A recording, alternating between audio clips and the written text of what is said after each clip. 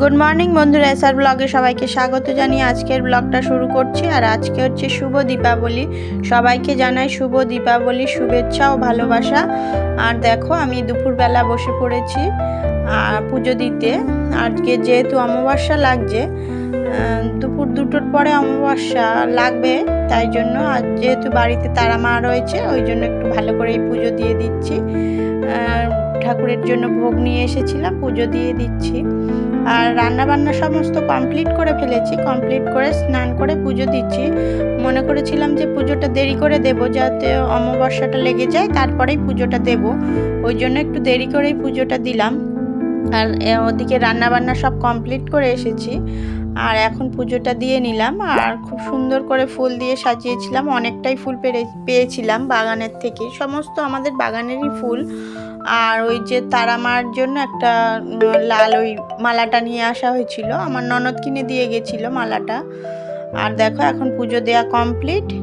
Good evening বন্ধুরা, এখন হচ্ছে সন্ধ্যাবেলা, সন্ধ্যা টন্ধা দিয়ে এসেছি। সন্ধ্যা টন্ধা দেওয়ার পরে এই যে এখন বাজি নিয়ে বসেছে ছোট মেয়ে, বড় মেয়ে আর ননদের ছেলে দেবজিৎ, ওরা 3জনে বাজি নিয়ে বসেছিল। সমস্ত বাজি কিনে নিয়ে আসার পরে রোদ্রে দিয়েছিল, আর এখন সেই বাজিগুলো নিয়ে বসে দেখাদেখি করছে। একটু পরে থেকেই বাজি পুরানো স্টার্ট হবে, আর মোম টোম জ্বালানো হবে, তারপরেই বাজি পুরানো হবে। আমি সন্ধ্যে দিয়ে বেরিয়েছি, তখনই দেখছি ওরা বাজি নিয়ে বসে রয়েছে। আর দেখো খুব সুন্দর করে উপরের ঘরে মোম দিয়ে দিচ্ছে। আমার বড় মেয়ে সমস্ত ঘরে বাড়িতে মোম লাগিয়েছিল, উপরের ঘরে, তারপরে নিচে, তুলসী তলায়, সব জায়গায় বড় মেয়ে মোমটা দিয়েছিল। আর দুপুরবেলা রান্না করেছিলাম হচ্ছে চাল কুমড়োর তরকারি আর মাছ ভাজা, আর করেছিলাম ঘুগনি। যেহেতু রাত্রে একটু লুচি খাওয়া হবে সেই জন্য ঘুগনিটা দুপুরবেলায় করে রেখেছিলাম, কেননা রাত্রে ওদের সঙ্গে এই সময় না থাকলে তো মোটেই হবে না, ওই জন্য আগের থেকেই করে রেখেছিলাম ঘুগনিটা।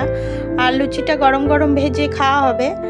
আর দেখো এই যে আমার বড় মেয়ে সমস্ত, আর আগুনের ধারে তো ওদের রেখে আসাই যাবে না, কেননা রান্না করব সেই সময়টাই পাওয়া যাবে না, ওই জন্য আমি আগের থেকেই রান্না করে রেখেছিলাম। আর যেহেতু আজকে সোমবার, নিরামিষ রান্না হবে। আমি যে একটু আলু সিদ্ধ দিয়েছি আর চাল কুমড়ো মুগ ডাল দিয়ে রান্না করেছিলাম, ওইটা নিরামিষ আছে, আমি খাবো। আর মাছটা তরকারি রান্না করিনি, কেননা মাছটা একবেলাই খাওয়া হবে, দুপুরবেলা খাওয়া হয়েছে, আর রাত্রে মাছ খাওয়া হবে না, ওই জন্য মাছটা ভাজাই রেখেছিলাম। আর আমার জন্য একটু নিরামিষ ঘুগনিটা রান্না করব, এখনো হয়নি, লাস্টে দেখি সময় সব লাস্টে করব, মানে বাজি টাজি পুরানো হয়ে গেলে আমি রান্না করব। আমার জন্য অল্প একটু নিরামিষ ঘুগনি আর লুচিটা করব।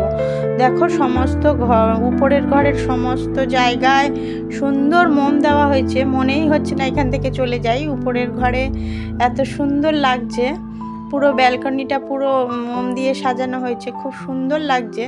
আর এখানেই বসে দুজনে গল্প করেছিলাম, ওরা নিচে বসে রয়েছে, বাজি পুরানো হবে। আর আগুনের সামনে থেকে বাচ্চাদের একা রেখে যাওয়াই সম্ভব নয়, আমি কখনো ওদেরকে একা ছাড়িনি। আমার হাজব্যান্ড আর আমার শাশুড়ি মা তো দোকানে রয়েছেন, আমার শ্বশুরমশাই বাড়িতে রয়েছেন, উনি টিভি দেখছেন, আর আমি তো ওদের সাথে সাথেই থাকছি। কখন বাজি পুড়াচ্ছে তখনও ওদের সাথে, আর যখন মোম দিচ্ছে তখনও ওদের সাথে। আগুন তো, আগুন থেকে একটু সাবধান বন্ধুরা, সবাইকেই জানাচ্ছি আগুন থেকে একটু সাবধান। আর দেখো উপরের নিচ থেকে উপরের ঘরটা কত সুন্দর লাগছিল। আর এখন নিচে এসেছি, আর নিচে বাগানের দিকে একটু দিয়ে দিচ্ছে মোম। আর ওই যে তুলসী তলাটাও খুব সুন্দর করে মোম দিয়েছে, সব জায়গায় মোম দেওয়ার পরে এখন বাজি পুড়াচ্ছি।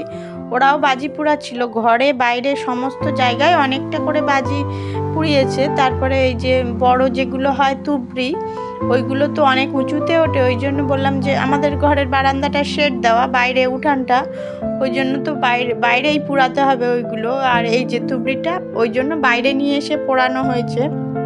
তখন আবার কিছু বাজি বাইরে ঘরের সামনে এই রাস্তাটা, এই রাস্তায় পোড়ানো হয়েছে, আবার ঘরেও কিছু পোড়ানো হয়েছে। বাচ্চারা এতক্ষণ ঘরেই পোড়াচ্ছিল, কিন্তু আমি যখন এলাম তখন আবার বাইরে পোড়াচ্ছে। এই যে দেখো ঘরের মধ্যে পোড়াচ্ছে, ঘরের তো শেড দেওয়া, ওই জন্য অসুবিধা হয়। অনেক রকমের বাজি পুড়িয়েছে, চরকা টরকা কত কি, আমি তো অত নামও জানি না। তাহলে বন্ধুরা দেখতে থাকো বাজি পুরানোগুলো। এই যে তারাবাজি পুড়াচ্ছে আমার বড় মেয়ে, দুটো একসঙ্গে জ্বালিয়েছে। চরকা, তুবড়ি, রং মশাল, এরকম কত কি নাম থাকে, অনেক সুন্দর সুন্দর বাজিগুলো। আবার উপরে একবার দেখতে এলাম যে মোমগুলো জ্বালানো হয়েছে, কী অবস্থায় রয়েছে, ওই জন্য আবার দেখতে এলাম ছুটে ছুটে। শ্যাডো জানলাগুলো দিয়ে গেছিলাম। তাহলে বন্ধুরা এখন দেখো, এখন হচ্ছে রাত 11:30 বাজে। সমস্ত বাজি পোড়ানোর পরে তারপর লুচি করেছিলাম, লুচিটা প্রায় ঠান্ডাই হয়ে গেছে, ঘুগনি, আর সবাইকে খেতে দেওয়া হয়ে গেছে। আমি এখন খেয়ে নেব। তাহলে বন্ধুরা ভিডিওটি যদি ভালো লেগে থাকে লাইক কমেন্ট শেয়ার করবেন, সাবস্ক্রাইব করবেন, আমার পাশে থাকবেন। আর দেখা হচ্ছে নতুন একটা ভিডিওর সাথে, ততক্ষণের জন্য টাটা। সবাইকে আরও একবার জানাই দীপাবলির অনেক অনেক শুভেচ্ছা ও ভালোবাসা। সবাই ভালো থাকবে আর আগুন থেকে সাবধান। সবাই খুব সুন্দর মজা করে বাজি পুড়াবে, কিন্তু একটু সাবধানে, একটু চোখে চোখে বা একটু দেখে শুনে করলে কোনো বিপদের আশঙ্কাই থাকবে না। তাহলে সবাই ভালো ভালো বাজি পুড়াবে। টাটা বন্ধুরা।